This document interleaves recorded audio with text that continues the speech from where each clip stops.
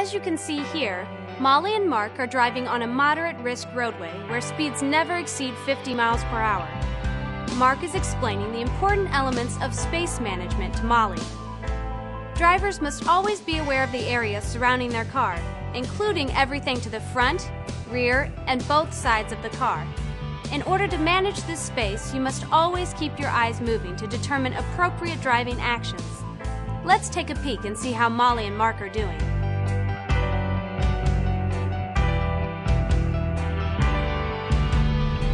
Now, I know we've talked about the space around the car a lot already, but you need to know what's going on around you at all times.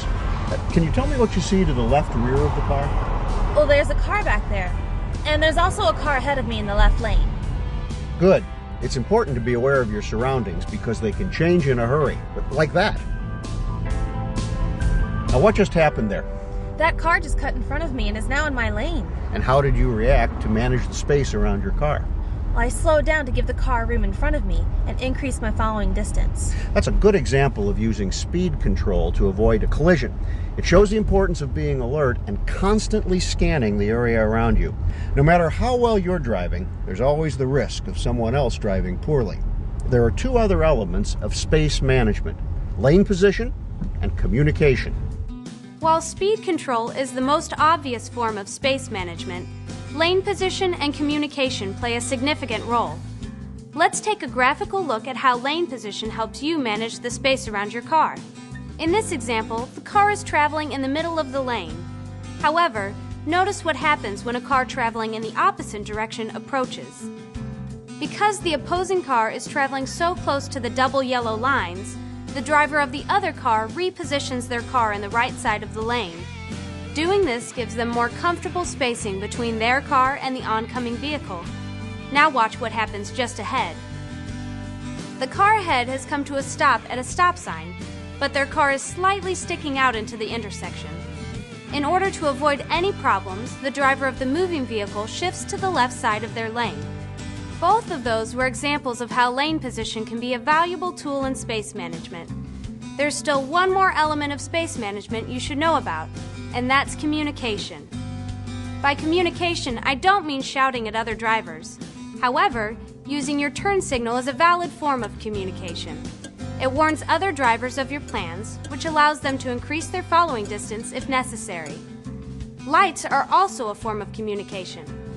Properly functioning brake lights alert trailing vehicles that you're slowing down. You should regularly check to see if all your lights are working. Your horn is another way to communicate with other drivers. You can deliberately warn fellow drivers of mistakes they're about to make, but don't use it to vent frustration. You'll just frustrate somebody else and make the situation worse.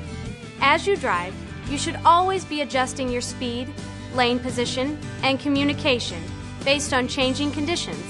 Some conditions that require action are change in traffic flow, such as rush hour traffic jams, time of day, change in weather conditions, change in speed limits, and among many others, traffic controls. You're doing great, Molly. How are you feeling? More comfortable than I was before. You'll get even more comfortable as you get more experience behind the wheel. I'm excited. What's next? Well, it looks like this would be a good time to change lanes because we have to be in the left lane to make a turn up ahead. Now take your time and find an appropriate opportunity to change to the left lane safely. Don't forget to use your signal. As you check your mirrors, make sure the gap in the left lane is large enough. Everything looks clear to me, Dad. Hold on, Molly. That car approaching in the left lane is coming pretty fast. You'll want to wait till they pass to make your move. You always want to make sure that other vehicles don't have to adjust their speed or change lanes.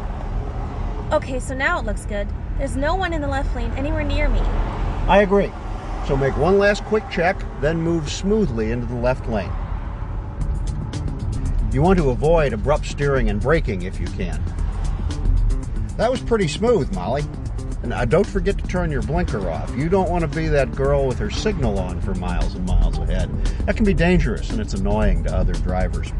Do you know what to do now that you're in a new lane? Adjust my speed to match the speed of traffic in this lane. That's exactly right. Molly's looking pretty good out there. Now you'll often find that you have to delay a lane change just like Molly had to. Here are a few other reasons for having to do this. First, there may be a car directly next to yours in the lane you want to move into. You can solve this problem by speeding up or slowing down until there's enough space for you to safely change lanes. You might also find that you want to change lanes, but you are quickly approaching an intersection. Just wait until you pass through the intersection before making a lane change. While it's not illegal, you should never change lanes in the middle of an intersection. It's way too dangerous with all of the turns being made, the potential for cross-traffic running red lights, and pedestrians crossing the street. Now that we're on an empty residential street, it's a good time to practice some specialized turns. Let's start with a two-point turn using that driveway up ahead. Good, you remembered to signal. Now you can either pull into the driveway or back in.